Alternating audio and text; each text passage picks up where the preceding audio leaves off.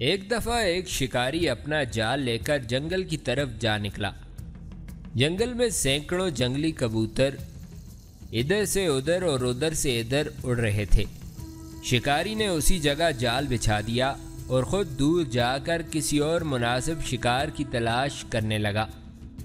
شکاری کو وہاں سے ہٹے زیادہ دیر نہ ہوئی تھی کہ بہت سے کبوتر جال میں پھنس گئے۔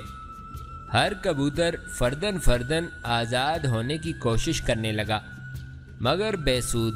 ان کبوتروں میں سے ایک بوڑھے کبوتر نے کہا، بھائیو، میرے ذہن میں ایک ترکیب آئی ہے۔ اگر اس پر عمل کیا جائے تو ہم سب شکاری کے ہاتھوں آزاد ہو سکتے ہیں۔ بوڑھے کبوتر کی یہ بات سن کر سب نے اس کی طرف دیکھا اور کہا، وہ ترکیب کیا ہے؟